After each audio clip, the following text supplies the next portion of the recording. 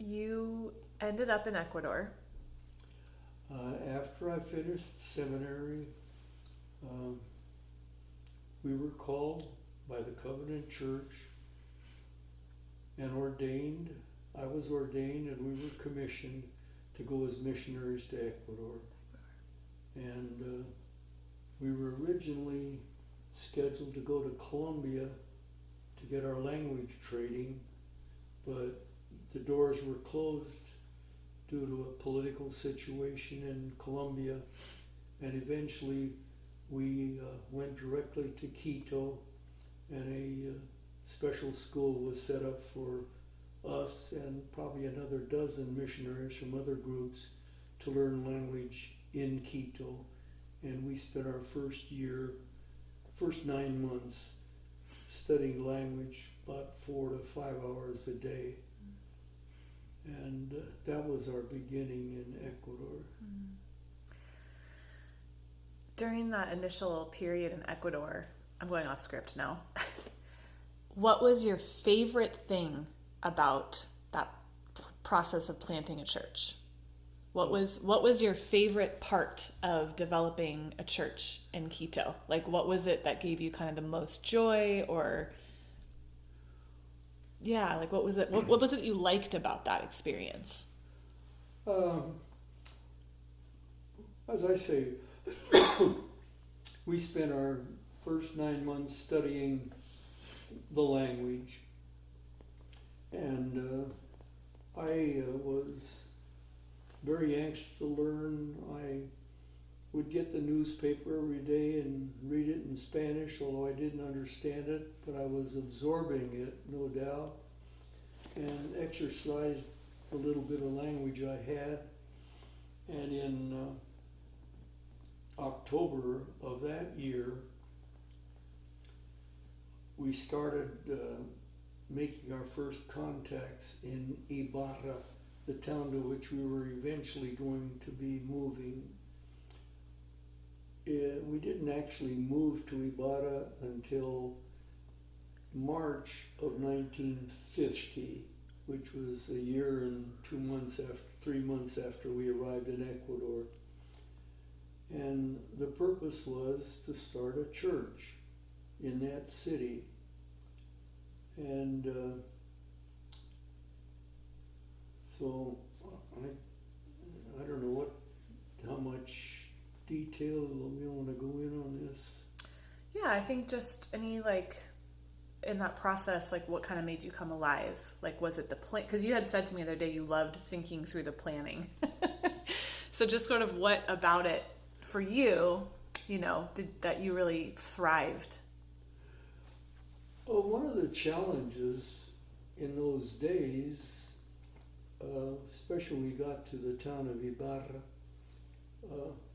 we were the first foreigners, Americans, in this city of about 12,000 people. A very closed, very Catholic, very traditional city. And here we were trying to plant a church.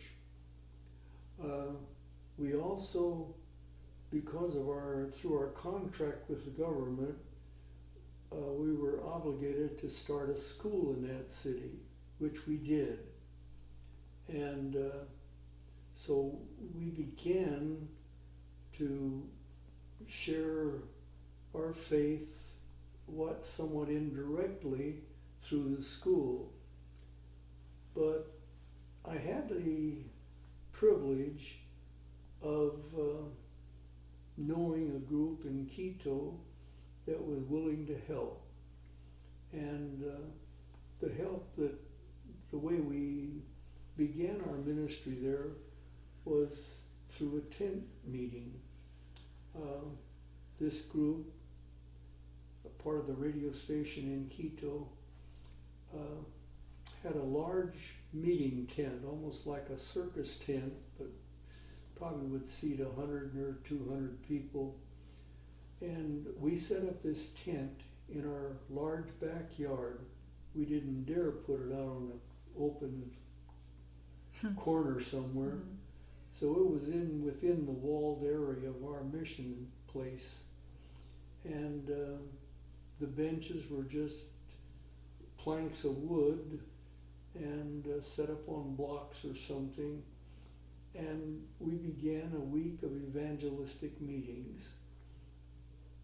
We advertised it as much as we could in the community, not knowing what we would get, and we were blown away. We had over 100 people in attendance the first night in this tent meeting, and we continued the meetings for a week.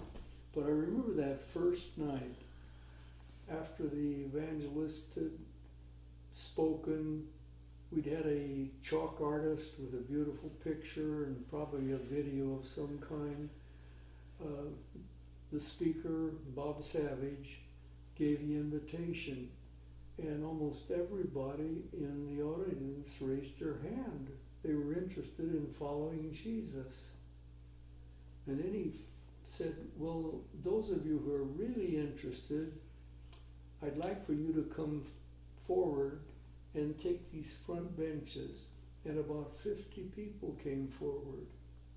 And then he explained the plan of salvation more directly, and probably thinking, I got to get this thing, these people have to understand what they're doing. Mm-hmm. Well, finally, he got it down to where there were about 15 people who said yes, they wanted to accept the Lord. And that was the beginning of our first church in that community. We started a church with 16 people. And that church has grown now to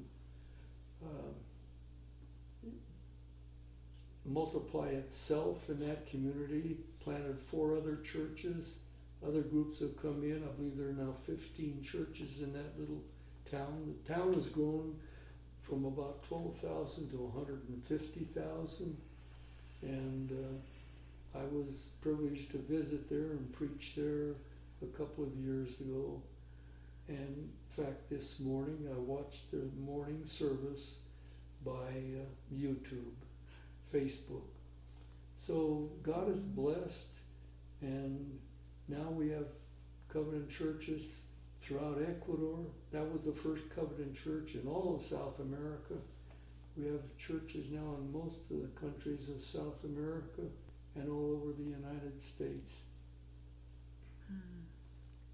So it's great to see something begin that's continuing to bloom and blossom today.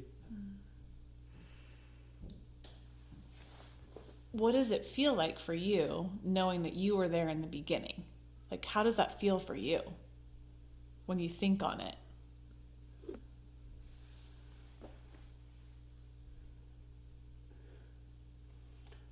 You know, it's interesting when you look back over your life and you realize there were so many little things that came together, and when you start out, you don't know what it's going to be. It's like planting a tree. You plant a tree, it might be 4, 5, 6 feet tall, but if you live long enough, you'll see that tree maybe is 80 or 100 feet tall. And I think it's the same too. It's same also with the gospel. You plant the seed, that's your responsibility. God takes care of the growth, and it's not up to you to make it grow. You just let it grow and let God do his thing. But it's that faithfulness of planting the seed of, you don't even have to do a lot of the cultivation, although there that enters in it. But it's that planting of the seed which is the most important aspect. And Ferd and I had the privilege of planting 3 churches in Ecuador. Later on, we went to Mexico. We had planted 3 more churches there. And it's a blessing today to see what God has done through that little bit of one seed. Ecuador, 1 church is now over 100 churches. And the last figure I had, there's like 16,000 people worshiping every Sunday. And here I am, able to appreciate what it meant to plant that seed. It was interesting, and when I started preaching, I'd only studied the language for about 10 months, and I started preaching. It wasn't very good, and often the people in the audience would give me the word that I was trying to come up with. But, you don't wait till you're perfect. You just plant the seed, and God blesses. He takes it and makes it grow. You don't.